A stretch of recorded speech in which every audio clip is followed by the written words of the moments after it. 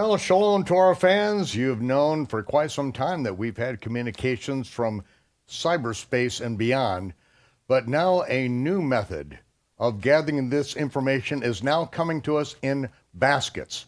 And this is the basket of the deplorable. We have communications questions that have come in from the deplorables out there into our basket of deplorables. And to help answer these questions is Bill Cloud from Shoreshim Ministries. Welcome, Bill. Thank you, Good Michael. to have you with us. I thought you was going to say something like from Deplorable Bill or something like that. Well, I'll tell you, we have a lot of good questions here from the basket of deplorables, and really the very first one is addressed to you, Bill. And and of course your ministry is called Shoreshim Ministries, which is Hebrew for Roots. Roots. And so the first one that comes in, Bill, you seem to make a distinction between Hebrew roots and Jewish roots. What's the difference in your mind? Well, in my mind, first of all, when I first heard about all of these things, like the Sabbath and the feasts and things like that, I equated them with being Jewish. That's the way it was always presented to me. And I heard people use the term Jewish roots. And so I used that for a little while, but then I realized that Abraham, I can't find anything in Scripture where Abraham was called a Jew. And so I began to understand that it was more than Jewish roots. It was Hebrew roots. It was biblical roots, in other words.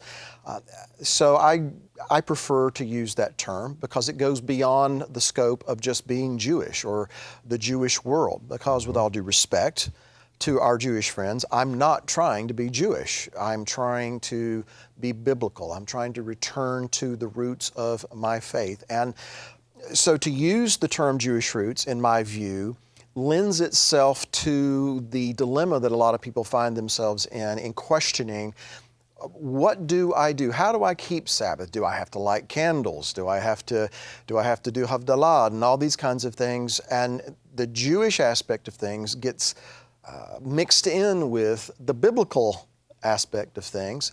And so I refrain from using the term Jewish roots, not to be an offense, but just to kind of reinforce the idea here is that we're trying to be biblical, not necessarily Jewish. I'm not Jewish.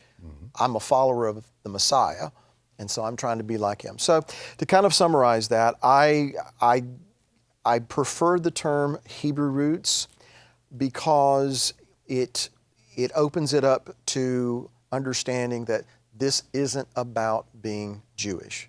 This is about being biblical. Abraham was the Hebrew. He crossed over out of Babylon, left his country, family, father's house. He's going to a land that the Creator is going to show him. And so we're crossing over from Babylon. We're coming out of all of those dead ideas and dead systems. We're crossing over from death into life, and we are embracing the word of the Creator. So. Now, Bill, you were brought up in the Christian world. Through your studies, through the years, you have a very good command as far as research command of the Hebrew language. You understand that so many concepts, they really need to be related from its the Hebrew source, its background. Yes. Hebrew in itself means? Well, it's derived from avar, to cross over. Abraham is called, when he's still Avram, Ha-Ivri, the Hebrew. That's right. The one that's crossed over. And so from that is derived the term Hebrew and the Ivrit, the Hebrew language. So yes, and so understanding, which it's not the Jewish language, it's the Hebrew language. And so we, I believe, get a better grasp on concepts and principles and precepts when we understand that it was written from a Hebrew perspective. So that's another feature of what we're talking about here. We are returning and embracing the Hebrew roots of our faith. We're getting back to the language, the mindset, because it's more than a language, it's more than a culture, it's a way of thinking. This is related in my mind. I hope it doesn't seem unrelated to others. But I do find it interesting that in Revelation chapter 17, the scarlet-clothed harlot, she has an epithet written upon her forehead mystery. Babylon the Great, the mother of harlots and of the abominations of the earth. It's written on her forehead is interesting to me because that alludes to the mind, the way of thinking. And so there is this Babylonian mixed, mingled, let's coexist kind of way of thinking. And a Hebrew way of thinking has to come out of that. It has to come from that way of thinking. We have to have our minds renewed, and we have to start thinking the way this is written. And to quote a very good friend of mine, I know that you know Brad Scott. Brad reminds us many times with humor that the Messiah was not a Swedish Presbyterian. So we can't think like a Swedish Presbyterian. We can't even think necessarily like Jews in the sense of rabbinical Judaism. We have to think in terms of what is written, not what man says. So kind of bringing it full circle, I don't mean any disrespect by it, but I don't prefer the term Jewish roots because it seems to put limits on it as far as I'm concerned.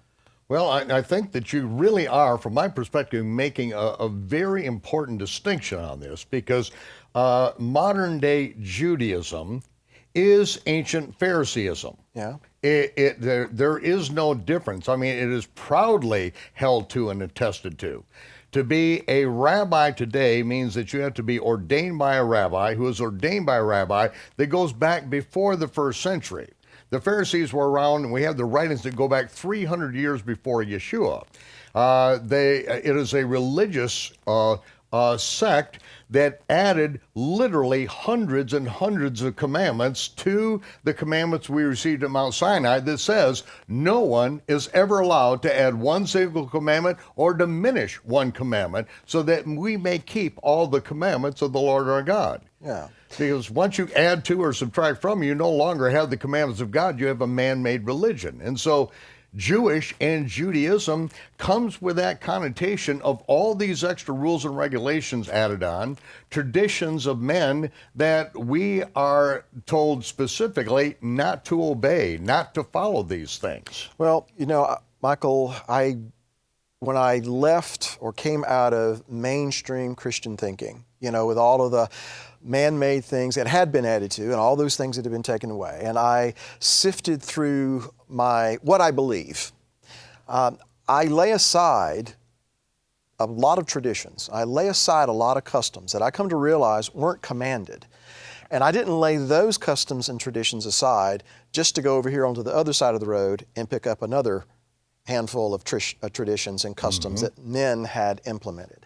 So I strive, I want to be biblical. I want to do what is commanded. I want to live a life that is a reflection of what is commanded. I'm striving toward that goal. I certainly haven't arrived, but I do think it's important to very quickly distinguish between the fact that there are things that the Creator has commanded, and then there are things that have been added to and have been taken away on both sides of the road, so to speak. And so for that reason, and as well as the things that we've discussed, I don't use the term Jewish roots because so many people just now coming into this awakening that, hey, all of God's Word is for all of God's people. We need to keep His Sabbaths. And so who has, as far as we know from a mainstream Christian point of view, done this throughout time? Well, it's our Jewish friends and neighbors. So we look to them to know how to do these things. But when we do that, we're also opening ourselves up to all of their customs, all of their traditions. And you know, we could go on and on and on, but that's why I prefer the term Hebrew roots. And you know, some people say, you know, I don't know what it is. I'm just trying to do what God said. You know, whatever we want to call ourselves. But I do think it's important to distinguish those things.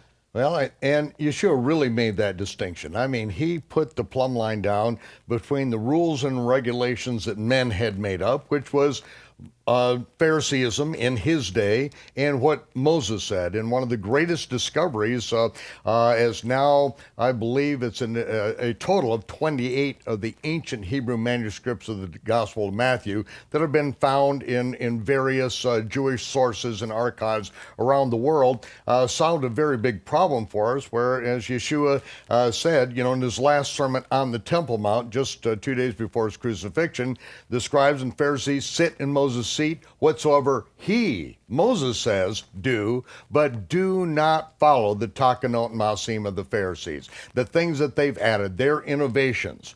It's good that they have kept they have kept some of these things, such as the feast, that without them doing it, they would have been lost to antiquity. Yes, right, exactly. And we'd have no idea. There'd be no remembrance of these things that we used to do in the temple.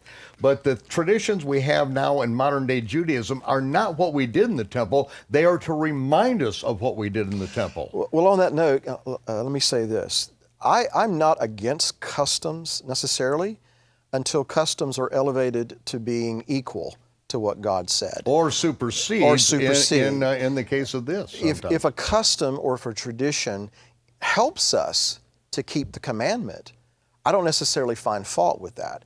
It's just that because we are inclined to be religious in how we approach God, we have this tendency, whether it's from a Christian point of view or a Jewish point of view, we have a tendency to make our customs part of our religious practice, and we have to do this, we have to do that, we can't do this, and so I want to make it clear that I'm not going to denigrate every custom.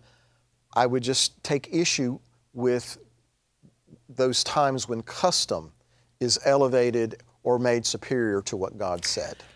Bill, I think we could go on for quite a bit on this. I want you to come back because I want to continue on this a little bit. So please join us again next time on Shabbat Night Live. We've got more questions from the Basket of Deplorables, but until we have ferreted this out and gone back to the Shoreshim, back to the roots, earnestly contending for the faith once delivered to the saints, we're going to have to say goodbye for now, and we'll be back right after this message for our sponsors, you out there. Thank you. So I'm going to read out of Mark here. We also have this in Matthew and Luke.